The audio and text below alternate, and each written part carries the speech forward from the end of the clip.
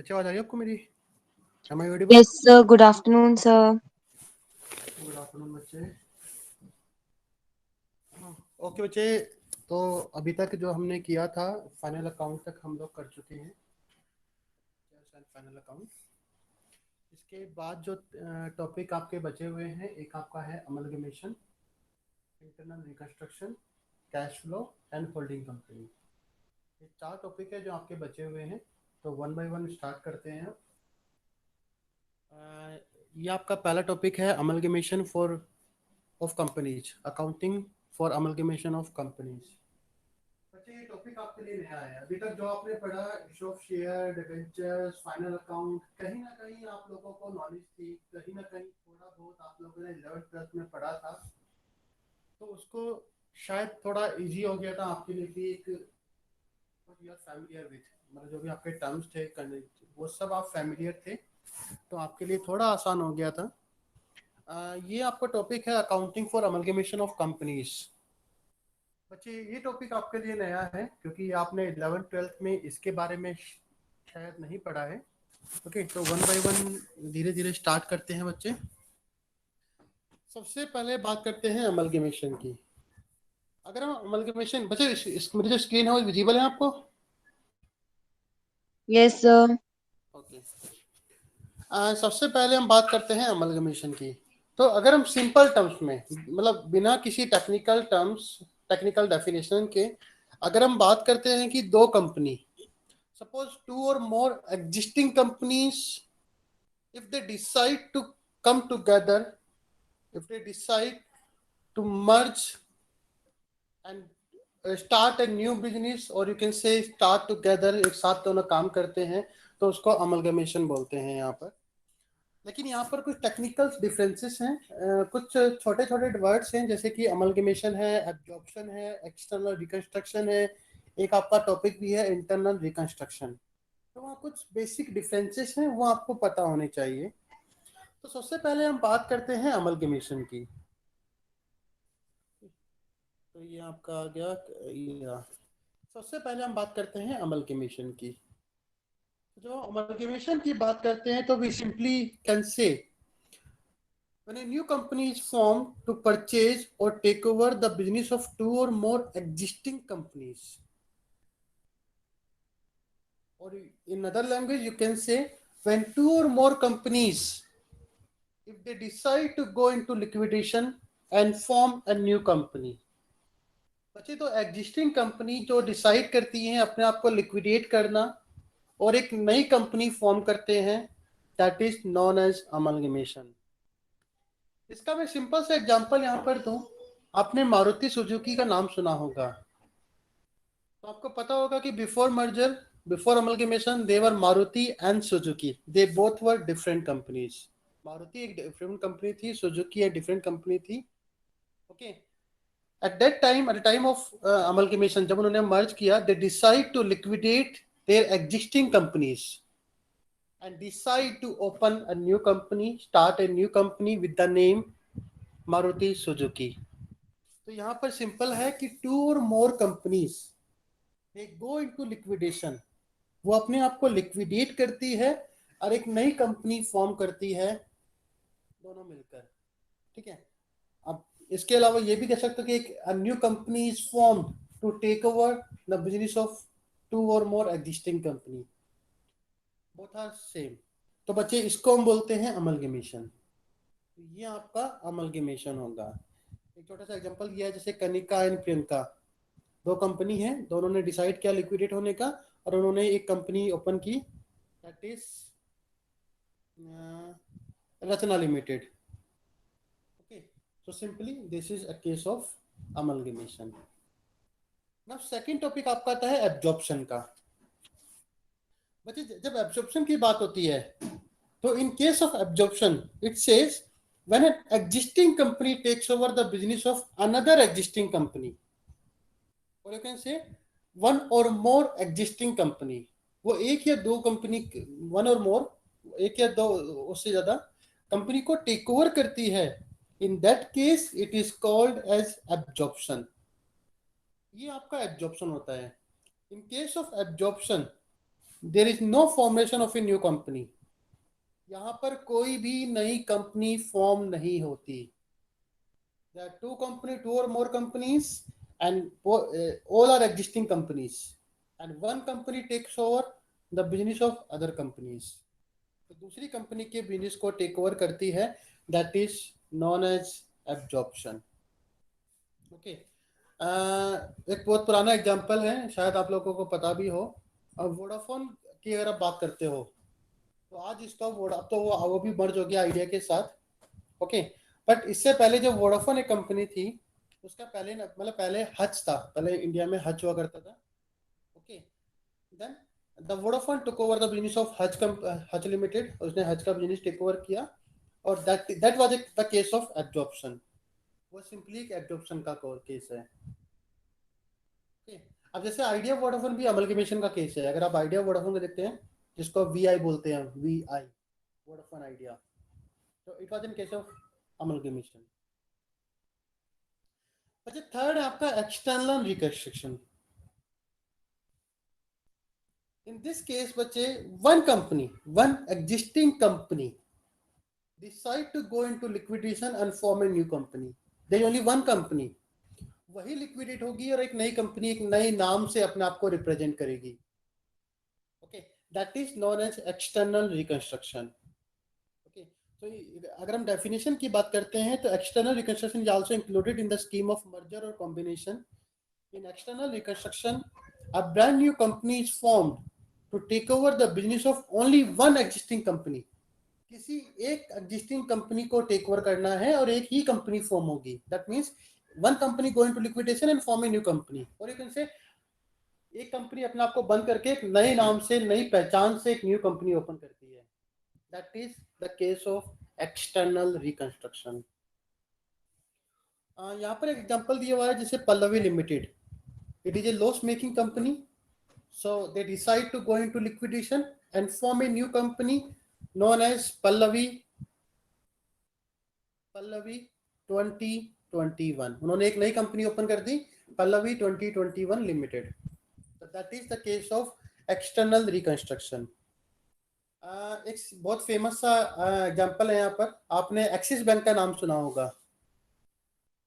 Okay, बच्चे axis bank पहले UTI bank हुआ करता था। ओके, बाद में it became Axis Bank. So बच्चे it was a pure example of external reconstruction. तो बच्चे यहाँ पर जो न्यूमेरिकल है, आपको ये 3 टॉपिक पढ़ने हैं आपके। एक तो आपको अमलगमेशन है, एब्जॉर्प्शन है, एक्सटर्नल रिकंस्ट्रक्शन है। ओके, कहीं ना कहीं accounting treatment in all these 3 are similar. कुछ बेसिक से डिफरेंसेस हैं, वो मैं आपको साथ के साथ आपको एक्सप्लेन करता रहूँगा। Now if we move forward, now बच्चे एक सिंपल सा यहाँ पर गिवन है, difference between amalgamation, absorption and external reconstruction. बच्चे ये आप खुद से करोगे, पढ़ लेना। बेसिक डिफरेंसेस मैंने आपको बता दिए हैं। ओके, नाउ आपको सिर्फ डिफरेंसेस पढ़ने हैं यहाँ पर। Now the accounting standard 14 AS 14, the amalgamation of companies. The Institute of Chartered Accountant of India. Excuse me, sir. Sir, Yes, sorry to बच्चे। cut you. I'm not sure अगर ये सबके साथ हो रहा है, बट मुझे सर की स्क्रीन अच्छे से नहीं दिख रही है। लाइक थोड़ा जूम इन करने की ज़रूरत है। बाकी लोग को सही हिसाब से दिख रहा है सब कुछ। गाइस, सर आप जूम इन कर सकते हैं क्या? हाँ, अब क्लियर है। हाँ सर।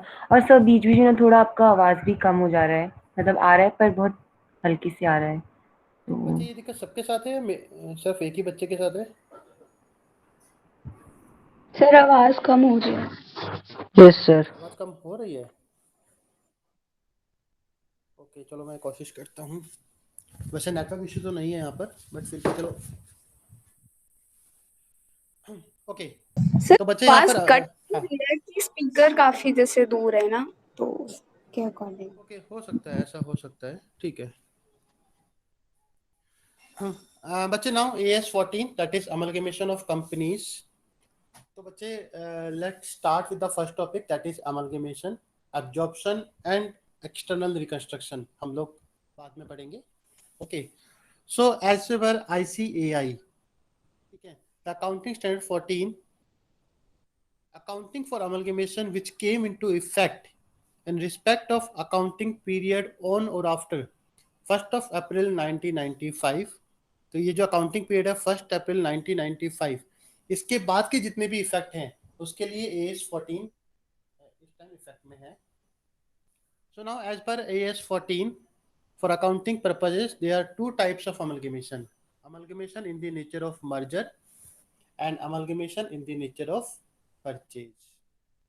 बच्चे दोनों टाइप में कुछ डिफरेंसेस हैं and this is an important part of theory in examination, because आपका तो OBE ही होना है, तो I cannot say कि उसमें क्या पैटर्न रहता है, बट वैसे जो difference between merger and purchase, amalgamation in the nature of merger and purchase, ये एक इम्पोर्टेंट कंसेप्ट था थ्योरी के लिए एग्जामिनेशन पॉइंट ऑफ व्यू से, तो ये भी आप पढ़ लेना. नाउ वन बाय वन अगर हम देखते हैं, तो नाउ बच्चे first amalgamation in the nature of merger. Now what do you mean by amalgamation in the nature of merger? But in this case there are 5 conditions. The 5 conditions must be satisfied. If all of them are satisfied, it is a case of merger. If any one of them is not satisfied, अगर एक भी satisfy नहीं होती है, fulfill नहीं होती है, then it will become the case of purchase. So now what are these 5 conditions? The first of all, the assets and liabilities. Now it says, now before going further, I can tell you, there are two parties. The one party is transferor company and the second is transferee company. Transferor, or you can say the vendor company. Transferee, or you can say the purchasing company. जो purchase कर रही है, newly formed, who take over the business, that is the transferee or purchasing company. The company is going to liquidate, that is transferor or vendor company. So now it says all the assets and liabilities of the transferor company, that is vendor company, the old company, become the assets and liabilities of the transferee company, the new company. It says all. Now all means all बच्चे. All assets and liabilities, that means including cash. All assets and liabilities of the vendor company will become, after amalgamation, the assets and liabilities of the transferee company, purchasing company. And in this case, all means all, including the cash. Whether it is debtors, it is cash, it is building, it is intangible assets, everything will be transferred to the purchasing company. The second point, equity share capital. It says the shareholders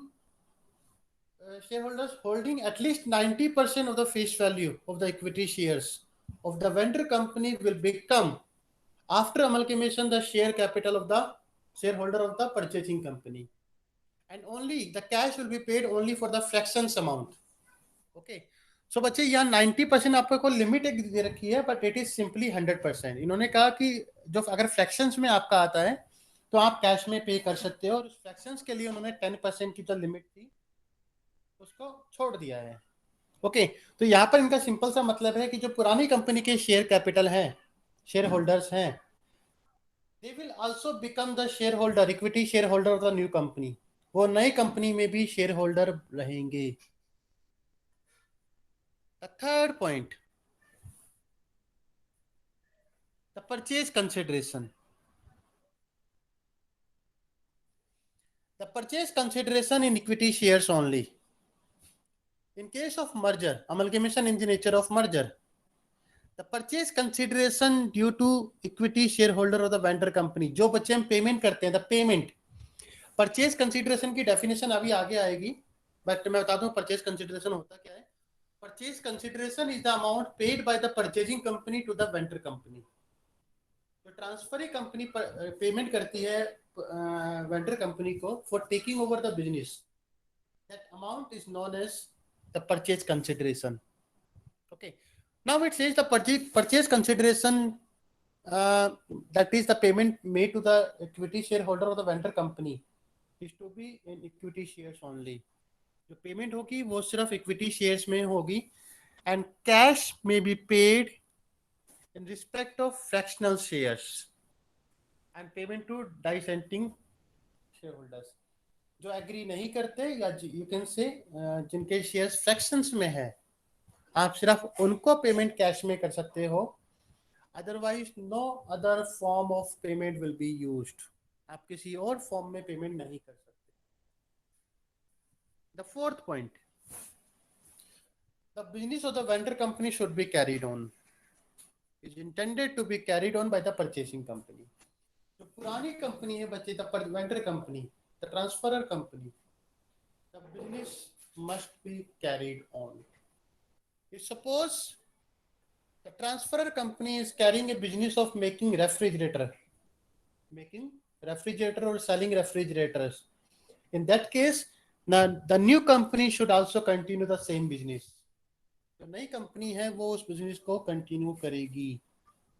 That is the fourth condition. And the fifth condition, no adjustment is intended to be made to the book values of assets and liabilities. हमने first point पढ़ा था, all the assets and liabilities will be transferred at what price, at book value. So उनकी values में कोई difference नहीं होगा, whatever be the book value वो as it is नई कंपनी में ट्रांसफर हो जाएंगे. And these are the 5 conditions which must be satisfied. All 5 conditions must be satisfied to become a case of merger, amalgamation in the nature of merger. So all assets and liability will be transferred. The second, the equity shareholder of the new old company, vendor company, will become the equity shareholder of the purchasing company. The purchase consideration will be in equity shares only. Business should be carried on. And fifth one, no adjustment will be made in the values of assets and liabilities. So simply आपको book value पे transfer करने हैं. So if all these 5 conditions are satisfied, it becomes the amalgamation in the nature of merger.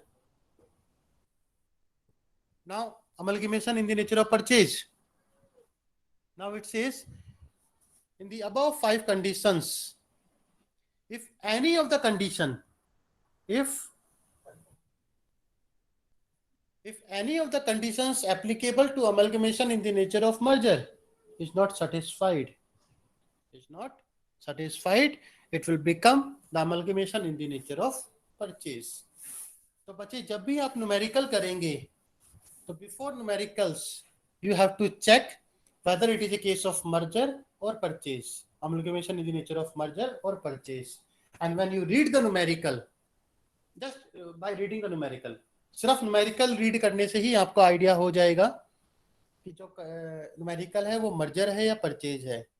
सबसे पहले आपको देखना है कि वहां पर कुछ ऐसा लाइन तो नहीं है that all the assets are transferred except cash, building, furniture, debtor.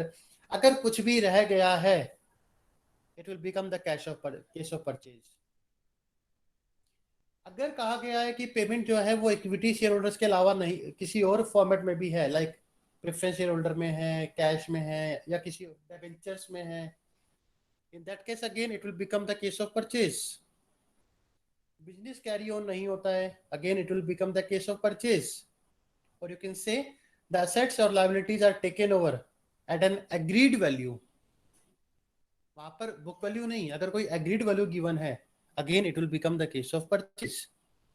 तो जो 5 कंडीशन है, आप जब न्यूमेरिकल को रीड करोगे you will get an idea that whether it is a case of merger or purchase. If it is a case of merger, then the accounting treatment of merger will be applied.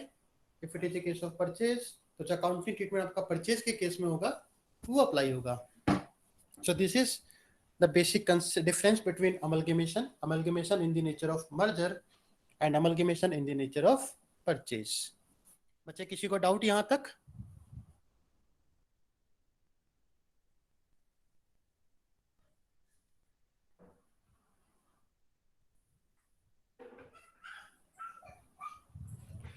बच्चे amalgamation in the nature of merger is also known as pooling of assets and liabilities. इस method का नाम pooling of assets and liabilities method भी है. तो कभी कभी आता है difference between pooling of assets and liabilities and purchase method, तो उसमें कंफ्यूज मत होना। ये डिफरेंसेस हैं बच्चे, पढ़ लेना आप। कुछ बेसिक टर्म्स है। Business all assets means all assets, okay, but it does not include the fictitious assets. बच्चे ये तो आपको पता ही होगा, फिक्टिटियस असेट्स यहाँ पर इंक्लूड नहीं होती, जैसे कि प्रॉफिट एंड लॉस अकाउंट का डेबिट बैलेंस, और यू कैन से मिसलेनियस एक्सपेंडिचर्स, वो सॉरी वो प्रीलिमिनरी एक्सपेंडिचर, तो वो सब यहाँ पर काउंट नहीं होगा, ठीक है। बाकी सारी असेट्स यहाँ पर काउंट होगी। Trade liabilities, accumulated profit and losses, fund items, ये आप now the purchase consideration. अभी हमने पढ़ा था purchase consideration should be made in equity shares in case of merger, and purchase के केस में तो कोई भी पेमेंट हो सकती है। So now what do you mean by purchase consideration? The purchase consideration means the price payable by the transferee company to the transferor company for taking over the business of transferor company. बच्चे जो यहाँ business take over हुआ है, उस take over के लिए, for taking over the business, whatever payment has been made by the transferee company is known as the purchase consideration. Whether the payment is made in equity shares or debentures or preference shares or cash, किसी भी format में payment हुई है, it will become the purchase consideration. But for taking over the business, एक जो amount होता है, that is known as purchase consideration. So this is a definition. Now कुछ बेसिक से पॉइंट हैं, इतने इंपॉर्टेंट नहीं है। Now the calculation of purchase consideration, there are basic 4 methods. Before going to the accounting treatment, जो आप accounting treatment करोगे बच्चे, उससे पहले एक स्टेप होता है calculation of purchase consideration, because the whole numerical will depend on the purchase consideration. कि आपने जो भी टेक ओवर किया, अमलगेशन था, एब्जॉर्प्शन था, एक्सटर्नल रिकंस्ट्रक्शन था, you must have paid some amount. उसके लिए कोई ना कोई एग्रीमेंट हुआ होगा जो आपको पे करना होगा। So the first step is calculate the purchase consideration, and there are 4 methods to calculate the purchase consideration. First, the lump sum method. In this case, a fixed amount will be given to you, 10 lakh, 15 lakh, 20 lakh, 25 lakh, the amount will be given to you. तो बच्चे first case में आपको calculate नहीं करना, the amount will be given to you. The second method, net assets method. The net assets simply means the total assets minus में outside liability. Total assets minus outside liability. अब outside liability बच्चे को क्या होती है? Debentures, creditors, bank loan, जितनी भी outside है, that means excluding share holder, share capital and reserve, surplus, profit and loss, वो जो लायबिलिटी होती है जो आउटसाइड नहीं होती, उनको, उनके अलावा जो भी आपकी लायबिलिटी है वो सारी आपको माइनस कर देनी है, and that will be the net asset. जो वैल्यू आपके सामने आएगी that will be the purchase consideration. But at what value? At agreed value. Agreed value पर। तो बच्चे जहां पर भी नेट एसेट्स का वैल्यू का मेथड होगा, अब देखो यहाँ पर एग्रीड वैल्यू आपके सामने आ गया, तो ये मर्जर के केस में तो हो नहीं सकता। ये किस केस में होगा? Only in case of purchase. तो नेट एसेट्स मेथड तो सिंपली टोटल एसेट्स माइनस में आउटसाइड लायबिलिटी, जो भी वैल्यू आपको गिवन होगी न्यूमेरिकल में, उसी पर आपको सिर्फ सबको सम कर देना है और माइनस में लायबिलिटी कर देना है। Third, net payment method. It is the sum of payment. Now in the numerical, the payment will be given to you. It will, in simple language, that the transferee company paid, issued 2 lakh equity shares, 1 lakh preference shares, 1000 cash. So whatever payment has been made, सबको sum कर दो, get the total of that, and that will become the net payment. हमने जो payment की है, the sum of that will become the purchase consideration. And the fourth method is the intrinsic value method or swap method. You have to find out the intrinsic value, and this value is simply the net assets divided by total number of shares. तो जो value आपके सामने आएगी, the intrinsic value will is the value based on the net assets. जो value आपके सामने आएगी उस वैल्यू के बेसिस पे you have to find out the exchange ratio, swap ratio. और जो स्वैप रेशियो के बेसिस पे you can find out the purchase consideration. तो बच्चे आप वन बाय वन चारों मेथड देखते हैं. Now lump sum method, the amount will be given to you, इसमें कोई दिक्कत नहीं है. Okay, the second method is net assets method. बच्चे net assets method, assets taken over minus में liabilities, outside liabilities taken over, जो टेक ओवर हुई है. जो टेक ओवर नहीं हुई उसको तो छोड़ देना है हमें. तो simply net assets, and this is a format, assets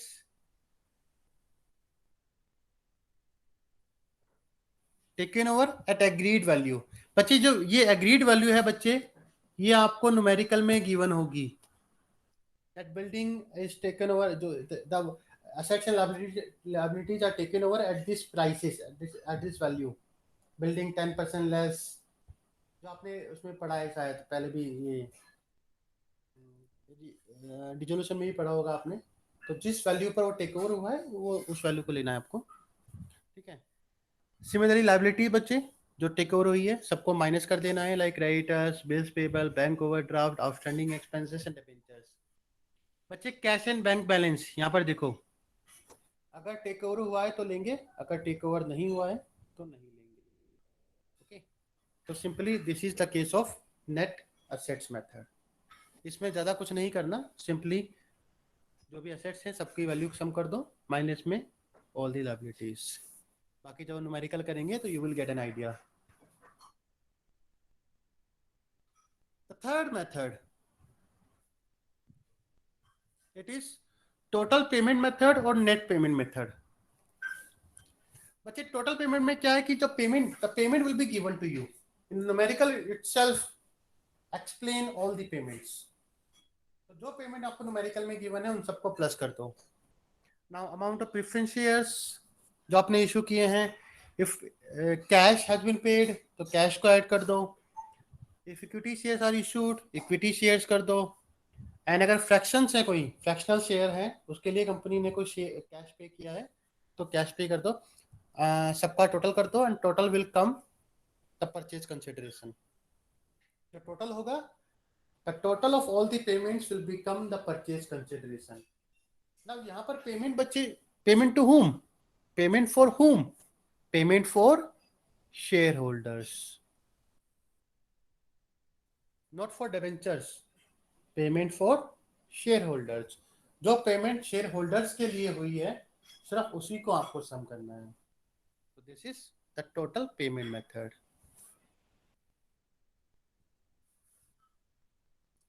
एक छोटा सा एग्जांपल भी यहाँ पर गिवन है बच्चे, let's have a look. Rajnigandha Limited is absorbed by Vasundhara Limited. The consideration being the takeover of liabilities, the payment of cost of absorption as a part of purchase consideration not exceeding rupees 20,000. तो इन्होंने कहा जो payment of cost of absorption है ये आपके expenses हैं. ठीक है, as a part of purchase consideration not exceeding 20,000 and actual cost आपकी है 17,000 only. The payment of debenture of rupees 1 lakh at a premium of 10% in 9% debenture issued at par. उन्होंने debentures के बदले में नए डिबेंचर इशू कर दिए. Okay, 9% debenture issued at par. The payment of rupees 16 per share in cash. Now see, 16 per share in cash and allotment of 114% preference shares of rupees 10 each and 6 equity shares of rupees 10 each fully paid for every 4 share in Rajnigandha Limited. Now this is the total payment to shareholders. This is total payment to shareholders. Now see इन्होंने कहा the number of share of the vendor company are 2 lakh of rupees 10 each. पुरानी company जो थी आपकी vendor company थी, number of shares are 2 lakh of rupees 10 each fully paid. Calculate the purchase consideration.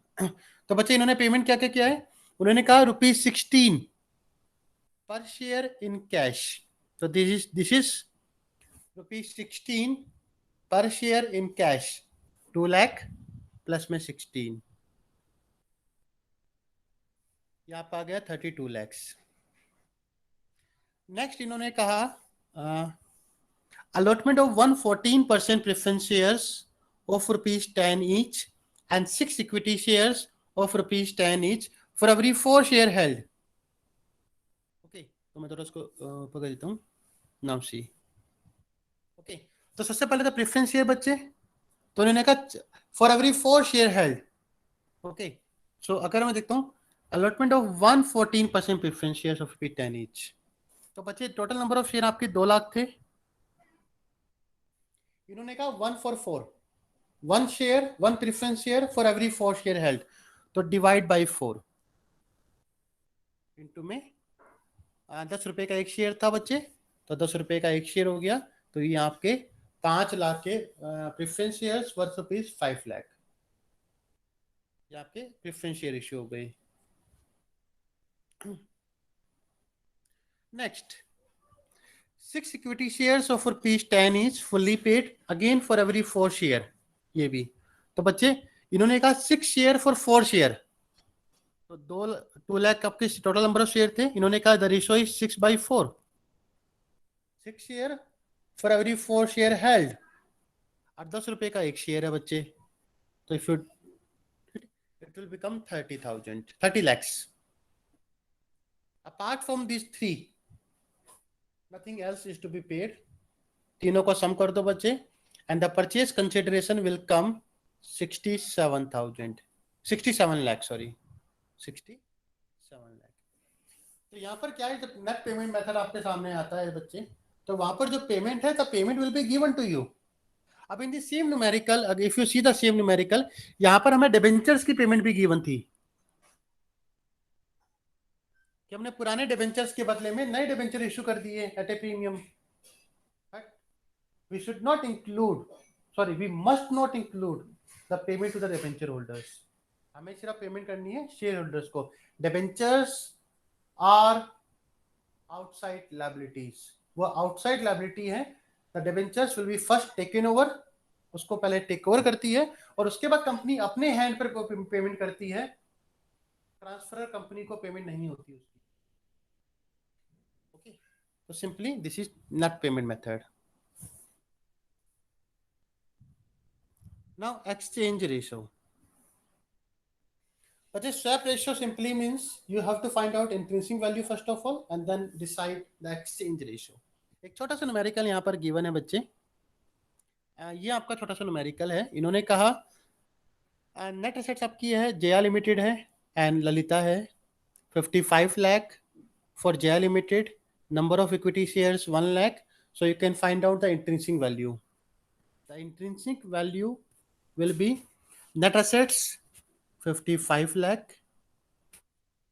divide by number of equity shares 1 lakh, so it will come 55।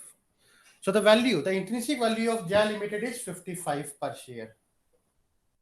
similarly, if for Lalita the net assets are 82,50,000, number of shares 75,000, so intrinsic value come 110। so now you can find out the ratio। Now the ratio is 55:110। You can say the 1 share of Lalita Limited is equal to 2 shares of Jaya Limited। Lalita का एक share and Jaya limited के 2 share equal हैं। The value of these two are same. तो जब भी payment करनी होती है, if suppose Jaya is the transferor company, अगर जया यहाँ पर ट्रांसफरर कंपनी है और जया को पेमेंट करनी है, तो जया कितनी पेमेंट करेगी बच्चे? Jaya will pay the double share, क्योंकि इसका एक शेयर इसके 2 शेयर के बराबर है। तो यहाँ पर जो नंबर ऑफ शेयर है 75,000, ललिता के जो शेयर हैं 75,000, तो Jaya will pay the double of that, 1,50,000 shares of Jaya Limited. If Jaya take over the Lalita Limited, in this case, if Jaya take over the Lalita Limited, the Jaya will pay the double, that is the double of 75,000. It will issue 1,50,000 shares. But suppose if Lalita take over the Jaya Limited, अगर ललिता ने जया को take over किया है, in that case Lalita has to make payment. जो payment है वो ललिता को करनी है. So Lalita will issue the half, because इसकी वैल्यू हाफ है इसके कंपैरिजन में. The Lalita will issue only 50,000 shares. तो ललिता पेमेंट करेगी, the Lalita will issue only 50,000 shares to Jaya limited, because it will be equated. इसके 1 लाख शेयर और इसके 50,000 शेयर, दे आर सेम. तो यहाँ पर डिपेंड करता है, this is the exchange ratio. तो यहाँ पर आपको पेमेंट नहीं देखनी, you simply have to find out the intrinsic value, and on the basis of that you have to compare the number of shares only, कि कितने number of shares हैं उस रेशियो से मल्टीप्लाई कर दो and you will get the answer, nothing else to do. So this is the swap ratio or exchange ratio method.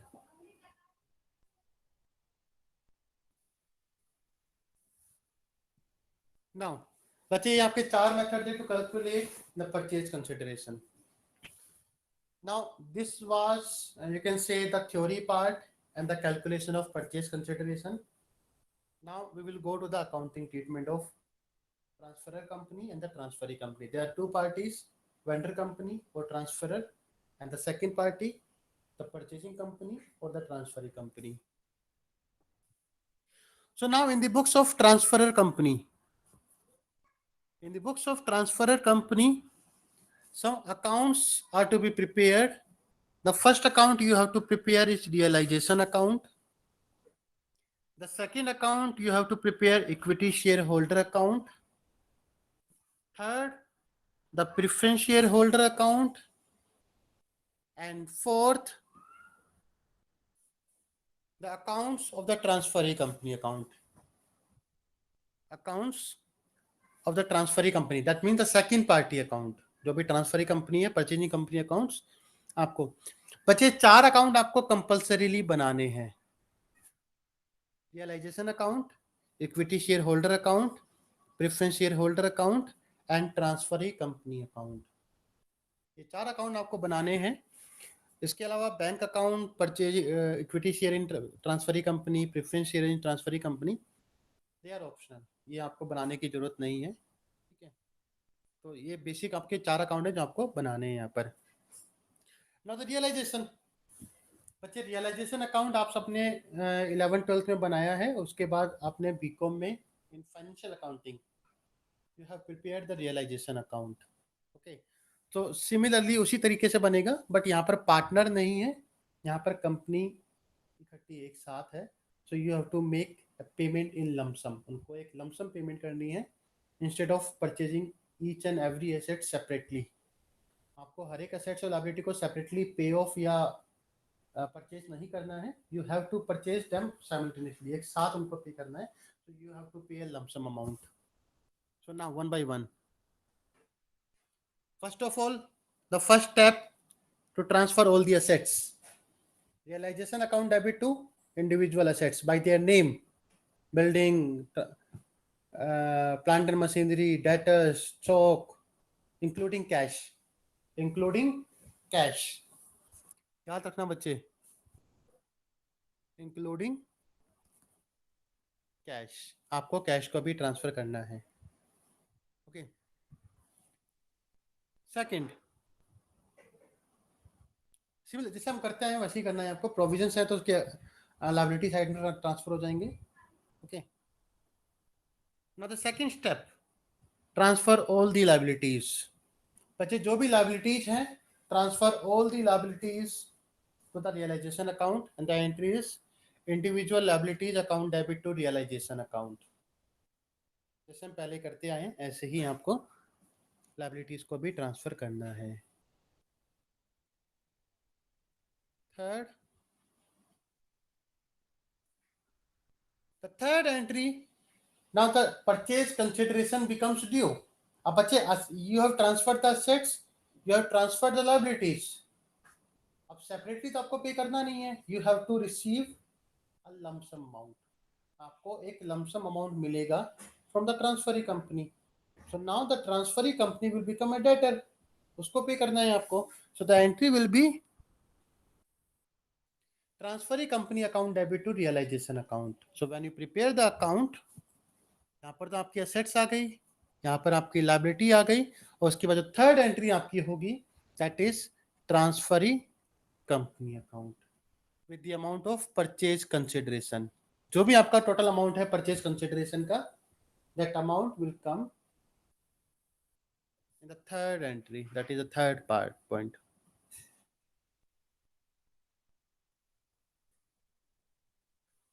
It says when the liquidation expenses are paid and borne by the transferor company.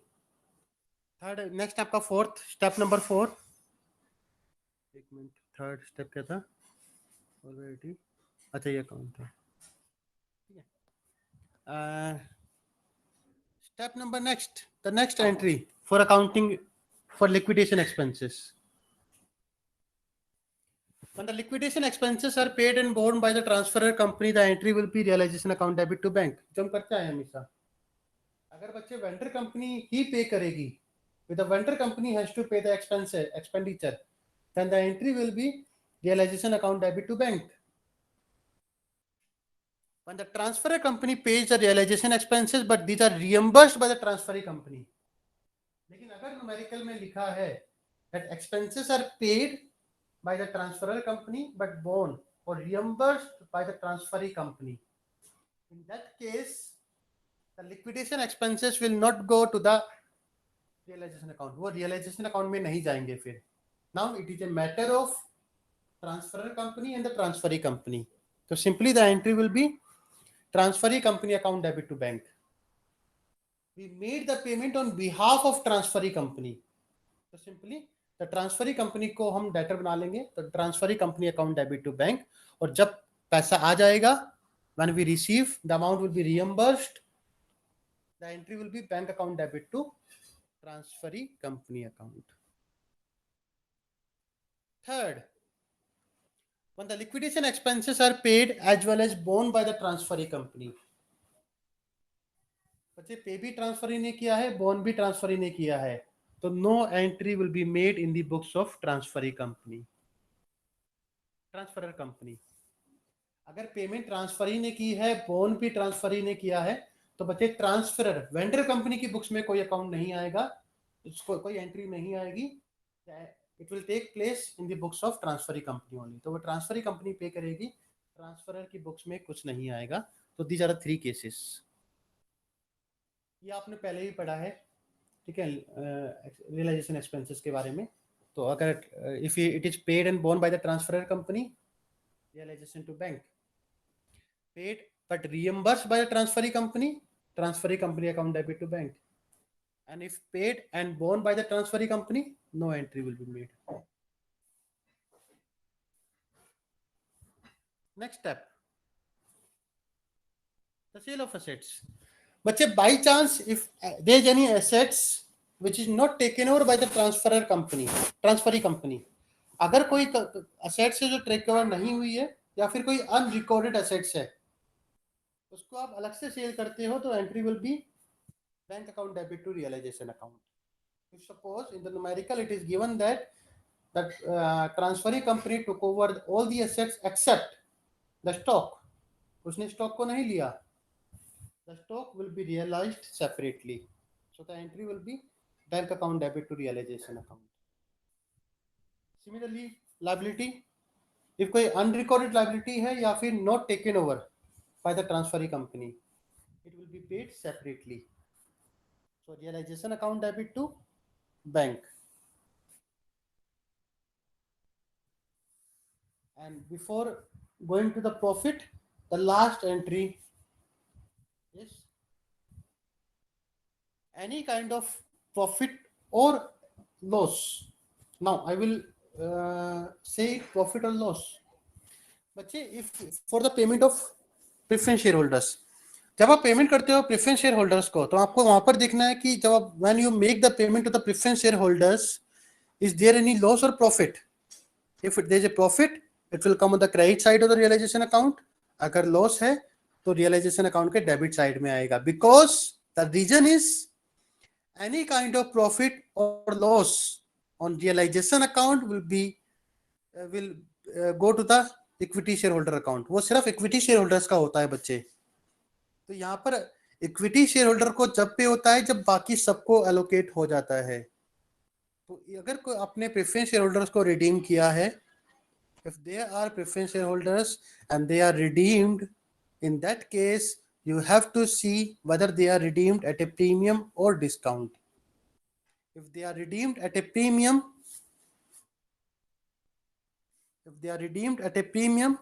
it will come in the realization account on the debit side. Realization account debit to preference shareholder account with the amount of premium. अगर discount पर किया है तो benefit है company के लिए. इन that case वो आपका क्रेडिट साइड में आएगा.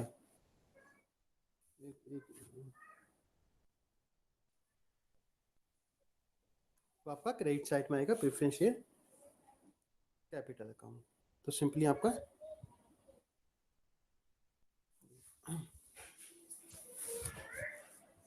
तो जो भी हम करते थे यहाँ पर ये प्रीमियम करते ना, तो एंट्री क्या होती है आपकी? Equity preference share capital account debit. अगर प्रीमियम पे है तो प्रीमियम.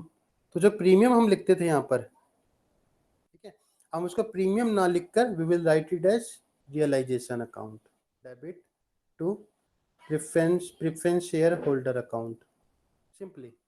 तो जो प्रीमियम और डिस्काउंट का अमाउंट होगा वो हम रियलाइजेशन में ट्रांसफर करेंगे. And the last step, find out the profit. बच्चे बैलेंस कर दो and the profit will be transfer to equity share holder account. अगर लॉस है, again the loss will be transfer to equity share holder account. तो बच्चे जो पहला account आपका था realisation account, that is over now. Now the account number 2, that is the purchasing company account. बच्चे purchasing company accounts now see, हमने realisation में entry की थी by transferee company, by purchasing company. तो यहाँ पर आपकी एंट्री होगी to realisation account with the amount of purchase consideration. Okay. तो मुझे जो भी आपकी पेमेंट आप मिली है आपको, the payment will come on this side. The payment will come on this side. If you have received bank, तो आप लिखोगे बैंक. अगर आपको मिले हैं preference shares, you will write preference share capital in transferee company. If you have received equity share, you will write equity share capital in transferee company and इसको equate कर देना. बच्चे यहाँ पर कोई बैलेंस नहीं आएगा, यहाँ पर कोई बैलेंस नहीं आएगा बिकॉज जो भी पेमेंट थी उस पेमेंट की फॉर्म हमने यहाँ पर लिख दी and account will be closed. तो सिंपली ये आपकी एंट्री है to close the account of transferee company. So first of all, जो टोटल आपको पेमेंट करनी है purchase consideration, it will come from the realisation account. Okay. And that payment आपने किस फॉर्म में की है, whether it is paid in cash, bank, equity share capital, preference share holder, जो भी आपका फॉर्म ऑफ पेमेंट है उन सबको यहाँ पर लिख दिया एंड इसको इक्वेट कर देना है. That is the transferee company account. Now the claim of preference share holders. अब मैंने आपसे कहा था कि prepare preference share holder account. तो बच्चे यहाँ पर एक तो कहता है प्रेफरेंस शेयर कैपिटल, तो आपकी बैलेंस शीट से आ जाएगा. मान लो 1 लाख की प्रेफरेंस शेयर कैपिटल है. If they are redeemed at premium, तो यहाँ पर आ जाएगा रियलाइजेशन अकाउंट. यहाँ आपका प्रीमियम हो गया 10,000. ठीक है. और जो पेमेंट अभी हमने बनाया था ट्रांसफरी कंपनी अकाउंट, पेमेंट की यहाँ पर, तो जो भी पेमेंट इनको मिली है the payment will come here preference share capital in transferee company. ये अमाउंट आपका यहाँ पर जाएगा अकाउंट्स क्लोज. जो भी पेमेंट है उनको पेमेंट कर देना है. मतलब न्यूमेरिकल में गिवन होगा कि they are redeemed, they are paid at a premium of 10%. तो 1 लाख का अमाउंट कैपिटल हो गया, 10% प्रीमियम हो गया एंड 1,10,000 उनकी पेमेंट हो गई. everything will be given to you in the numerical. So simply you have to place, आपको यहाँ पर सिर्फ प्लेसमेंट करनी है. Similarly equity share holder account. बच्चे इक्विटी शेयर होल्डर में एक छोटा सा इशू यहाँ पर ये है कि यहाँ पर it is the final settlement, because equity share holders are the owner and they have to be paid in the last. उनको हमें लास्ट में पे करना है. ओके तो बच्चे सबसे पहले आती है इसकी इक्विटी शेयर कैपिटल. उसके बाद रियलाइजेशन अकाउंट का अगर प्रॉफिट और लॉस है तो वो भी यहाँ पर आएगा.